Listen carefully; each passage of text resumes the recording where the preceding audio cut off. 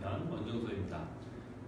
지금까지 누스킨이라는 회사를 통해서 어떤 것들을 우리가 어떻게 준비해 올 수 있는가에 대한 것들을 좀 검토해 봤습니다. 이번 시간에 좀 더 구체적으로 이 회사와 제품을 가지고 어떤 소득을 창출할 수 있는가에 대한 것을 좀 공부해보는 이야기 나눠보는 시간이라고 보시면 될 것 같습니다.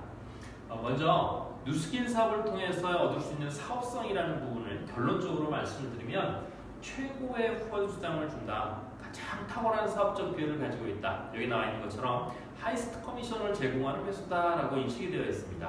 부연 설명을 좀 드려보면 뉴욕 증시에 상장되어 있는 다이렉트 셀링 기업 가운데, 즉 최고로 우수한 기업들끼리 경합을 했고, 그들 가운데 두 번째가 이제 중요한 얘기가 되겠죠. 매출액 대비 사업자의 몫이 제일 많은 게 누스킨이다라고 되어 있습니다.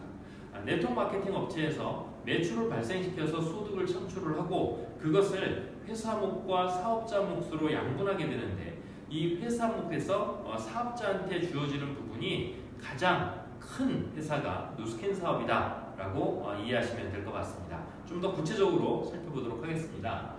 누스킨 사업을 통해서 얻을 수 있는 소득이다 라고 하는 것, 사업자들이 이렇게 크게 세 가지 정도로 나타내 볼 수 있을 것 같습니다.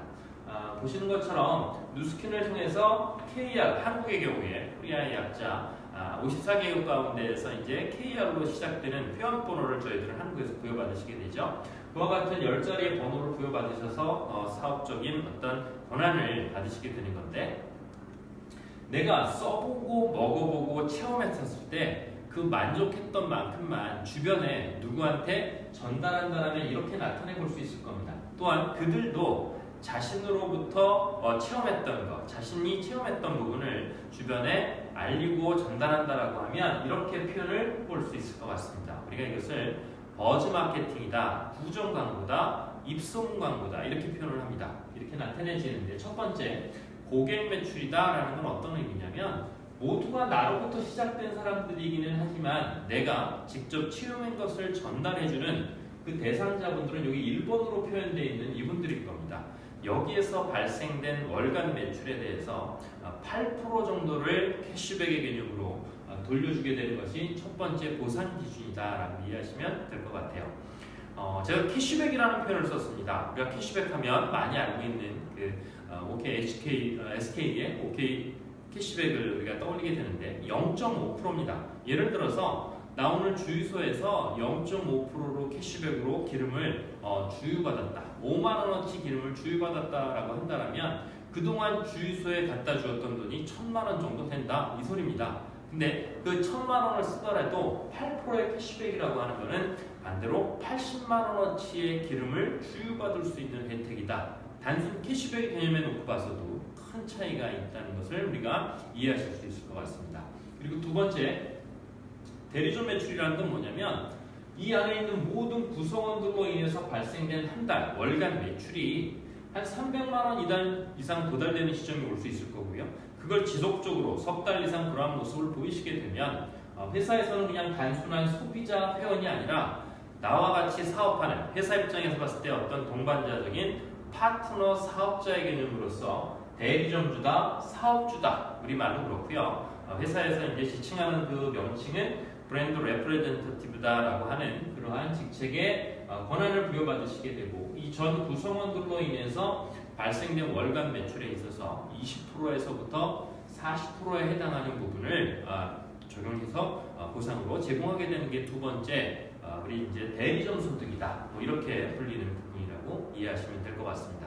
그런데 누스킨 사업에서 가장 큰 빅비즈니스의 기회다. 다시 말해서 빅머니를 창출할 수 있는 가장 큰 사업적 가능성은 이 세 번째 독립된 대리점이다라는 개념이 있습니다. 뭐냐면 어느 날 내가 그랬던 것처럼 누군가가 자신으로부터 파생 확장된 그 소비 집단만 가지고도 역시 300만 원 이상의 매출이 도달되는 시점이 올 수 있을 거고요. 그걸 지속적으로 3개월 이상 그런 모습을 보이시게 되면 나한테 그러한 권한을 줬던 것처럼 회사에서는 이분도 또한 똑같은 대리점주 사업주로서의 권한, 자격을 인정을 해드리게 됩니다. 단 내 입장에서 보면 과거부터 지금 그리고 앞으로도 지속적으로 같이 노력을 기울이고 정보를 제공하고 후원하고 이렇게 했던 그 노력에 따른 대가로서 나한테서 독립해 나간 사업자다라 이렇게 불리게 되고요. 여기에서 발생된 매출에 대해서 5%씩을 책정을 하고 6개 단계까지 나누어서 이쪽은 사업자의 목, 이쪽은 회사의 목으로 나누게 되는 구조가 세 번째 보상 기준이다. 가장 큰 소득을 가능하게 해주는 부분이 여기에 있다라고 말씀드릴 수 있을 것 같습니다. 이걸 조금 더 구체적으로 한번 표현을 해볼게요.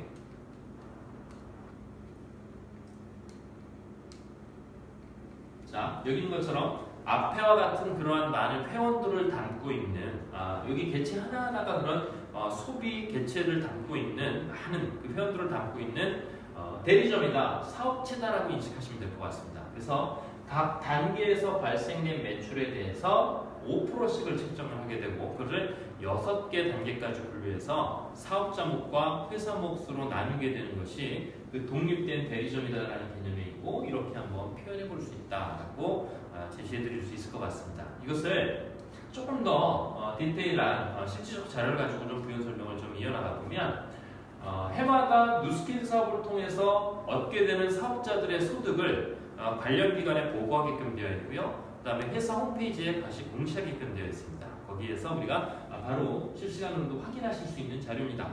내가 먼저 사업 자격을 부여를 받고 사업 자격을 획득을 하고 또 나와 같은 사업자를 한 명을 배출해냈을 때 우리가 여기 있는 것처럼 브랜드 파트너다라고 하는 직책을 인정을 받게 됩니다. 그래서 월 한 100여만 원 정도의 평균 소득을 올리는 사람이다라고 보실 수 있겠고요. 또 그것이 아니라 하나 더 확장이 돼서 2명 정도 나와 같은 사업체를 키워낸다라고 한다면 여기 있는 것처럼 시니어 브랜드 파트너다라고 인정을 받게 되고요. 한 150만 원 정도의 월 소득을 실질적으로 만들어냈다라는 걸 우리가 확인할 수 있습니다.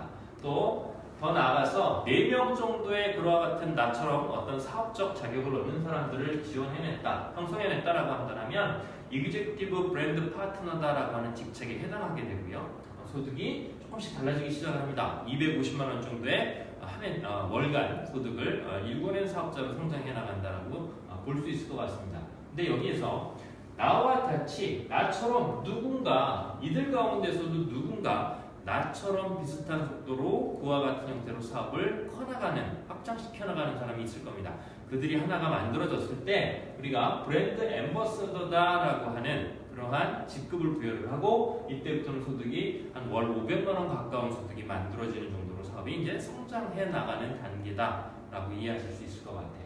자, 지속적으로 또 다른 그와 같은 사업적 성장을 이뤄내고 이에 안에서도 누군가 또 그와 같은 성장을 키워낸다라고 했었을 때 우리가 시니어 브랜드 앰버서더다라고 불리게 되고요. 월 한 1,000만 원 정도의 꽤 고소득이 이제 만들어지는 사업자로 많이 성장한 사람이다라고 볼 수 있을 것 같습니다. 그리고 마지막으로 여기 이그제큐티브 브랜드 앰버서더다라고 하는 직책은 뭐냐면 회사가 설립 당시부터요. 회사 몫과 발생된 매출과 영업이익에 대해서 회사 몫과 사업자 몫을 나누는 그 기준을 다 아까 6단계까지 5%씩을 책정해서 나누게 됩니다라는 말씀을 드렸습니다. 그 기준을 다 적용받게 되는 기준에 해당하는 그 직급이 여기 있는 것처럼 이그제큐티브 브랜드 앰버서더다라고 하게 되고요. 평균적으로 보니까 월 한 4천만 원 정도에 해당하는 굉장히 큰 고소득을 일궈낸 사업자로 성장한 사람이다라고 우리가 아실 수 있겠습니다. 이렇게 말씀을 드리고요. 자, 근데 제가 소득이라고 하는 거는 진정한 의미가 자산의 가치가 있느냐, 그만한 권한이 있느냐, 그죠? 계속적으로 키워갈 수 있는 부분이냐, 이런 것들을 되게 중요하게 인식이 되어야 되는 부분입니다. 단지 한 번, 두 번의 소득으로 이어지는 것이 아니라 지속적으로 이어갈 수 있는 그와 같은 자산의 가치를 지니고 있는 소득이어야 된다라는 것을 우리가 말씀드릴 수 있는 부분인데 굉장히 중요한 이야기가 될 텐데 여기 다이아몬드 사업자에 해당했었던 그죠? 시니어 브랜드 앰버서더 정도에 해당하는 사업자의 규모로 성장되는 분들은 한 40억 정도의 자산 가치를 형성한 분들이라고 합니다. 무슨 말씀이냐면 조금 더 볼게요. 이그제큐티브 브랜드 앰버서더의 소득에 해당하는 월 한 4천만 원 정도의 소득을 받는 사람은 쉽게 말해서 150억 정도의 거래되는 건물 한 채를 보유했을 때 월 소득을 기대해 볼 수 있는 게 이 정도 된다라고 합니다. 제가 한 3년쯤 전에 이 강의를 할 때에도 보면 25억, 100억 이 정도 표현을 했었습니다. 불과 한 3, 4년 전에는 금액의 단위가 달랐었어요. 이것이 계속해서 지속적으로 커집니다. 아마 몇 년 지나면 이 소득이 더 크게 더 확장될 것도 같습니다. 왜 그러냐면 임대소득이라고 하는 부분은요, 기준치가 시중금리입니다. 금리입니다. 금리. 즉 은행에 돈 넣어놓느니 이걸 사서 세를 받지 않은 것이 임대소득입니다. 다시 말해서 요만큼 이자소득보다 많은 것이 임대소득이라고 볼 수 있는데 그 기준치가 자꾸 낮아지기 때문에 상대적으로 임대소득의 이 가치는 더 커진다라고 이해할 수 있을 것 같습니다. 누스킨 사업을 통해서 얻게 되는 그와 같은 자산의 가치를 말씀드리는 겁니다. 그랬을 때 또 다른 비교 포인트를 보면요, 예를 들어서 저와 같은 건물이 150억에 거래되는 물건이다라고 한번 본다라고 하면 이 소득을 통해서요, 저 건물을 유지하기 위해서 관리인도 있어야 될 거고요, 주차 관리도 해야 될 거고요, 청소도 해야 될 거고, 시설 개보수도 해야 될 겁니다. 또 이 소득이 만들어지기 위해선 저 건물의 공실률이 없다라는 전제하에 이것이 가능한 부분일 겁니다. 또 100% 내 돈으로 은행에 대출 융자 없이 저 건물을 내가 샀다라고 가정했을 때 기대해 볼 수 있는 소득입니다. 이러다 보니까 실질적으로 건물주한테 들어가는 소득은 오너에게 있어서도 여기 한 절반 정도 넘기 참 쉽지 않다라고 합니다. 이것이 누스킨 사업과 다른 또 다른 비교 포인트라고 볼 수 있겠고요. 자, 마지막으로 하나 더 말씀을 드리면 이 건물이 예를 들어 10층짜리다라고 가정했었을 때 시간이 지나면서 저절로 11층, 12층, 13층 건물이 알아서 스스로 성장하는 일은 없죠. 그렇죠? 거기에는 적절한 어떤 법적 기반과 자금 지원이 들어가야 그것이 가능한 부분인데 누스킨 사업을 통해서 이 정도의 규모로 성장을 이뤘다라는 이야기는 지금 이 시간에도 누군가는 제품을 이용을 하고 있고 누군가는 사업적 참여를 하고 있고 하는 스스로 성장 발전 가능한 그러한 생명력을 지닌 주주체로 뭔가 커나가고 있는 사업의 규모다라고 이해를 하시면 될 것 같습니다. 이렇게 말씀드릴 수 있을 것 같고요. 우리가 돈이라고 하는 것이 참 전부 다는 아닌데, 돈이 전부 다는 아닌데, 이 21세기 이 자본주의 사회에서는 혈액과 같은 역할을 하는 겁니다. 없으면 도저히 살 수 없는 게 돈과 같은 그러한 어떤 돈의 부분이 되겠고요.